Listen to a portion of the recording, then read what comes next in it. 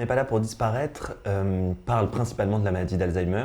C'est le sujet et du livre que j'ai adapté et de la pièce. Monsieur T est une personne qui est atteinte de la maladie d'Alzheimer. On va le voir du coup au fur et à mesure perdre la mémoire et perdre ses repères. Dès le début, c'est présenté comme un fait divers. Il poignarde sa femme de 5 coups de couteau.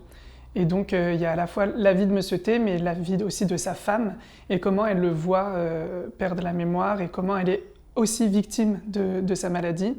Et en même temps de tout ça, il y a un personnage qui est comme un narrateur, qui apporte aussi des précisions médicales. C'est aussi une excuse, en tout cas, pour parler d'autres sujets plus larges, qui sont l'amour qu'on se porte les uns aux autres, pour parler de ce qui nous rend humains, de ce qui fait qu'on est des humains, ce qui est un sujet qui m'importe beaucoup dans mon travail et dans ce que je traverse et ce que j'interroge à travers les différentes pièces que j'ai pu monter. Il y a ce grand texte de la fin qui dit que c'est vraiment difficile d'être humain, et je pense que c'est ça qui m'a le plus conduit à monter ce texte à la scène. C'est trop compliqué d'être un homme, de travailler, de dialoguer, de s'étonner, de sourire, d'encaisser sans rien dire, de ne pas douter de soi, des autres.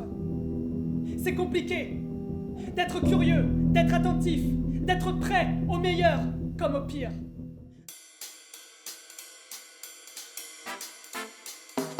C'est un spectacle plus documenté que documentaire. D'ailleurs, certains médecins avec qui j'ai pu discuter trouvent que tout n'est pas toujours exact, et je pense que c'est important que ce soit pas exact, et c'est pour ça que et le livre est une œuvre et j'espère ce que je fais est une œuvre. C'est que il y a une transformation poétique de l'écriture documentée. Elle met en vibration l'écriture très documentée avec l'émotion, avec des témoignages de vie. Elle se renseigne beaucoup, elle a beaucoup été dans les EHPAD, elle a beaucoup été même dans des services de gériatrie, elle a travaillé avec des médecins, et la plupart des verbatims recueillis sont réelles en fait. Elles transforment cette matière en œuvre poétique.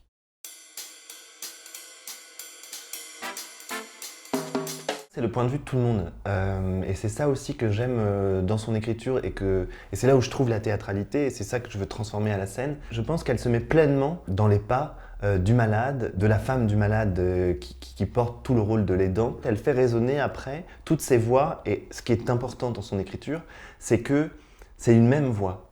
Elle écrit comme ça par strates. Elle fait une sorte d'effeuillage en fait quand elle écrit, ça passe un peu d'un truc à un autre, et j'aime vraiment ça, j'aime la pertinence de la manière de réfléchir, la réflexion, et de dérouter beaucoup le lecteur ou le spectateur. Et c'est une même voix qui traverse toutes les écritures. Et c'est pour ça qu'au plateau, il y a un seul acteur qui traverse toutes les voix et qui se transforme. Je veux juste pouvoir délivrer une parole. Moi, c'est comme si j'existais pas. Moi, je suis presque un vecteur du texte, quoi.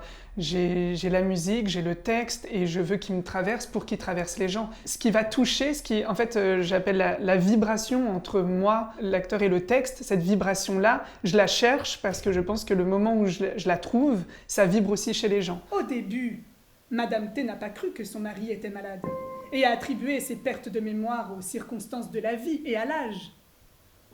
Cela la gênait moins de se dire que la vieillesse produit ce genre d'infirmité que de penser aux démences préséniles et aux dégénérescences du cerveau.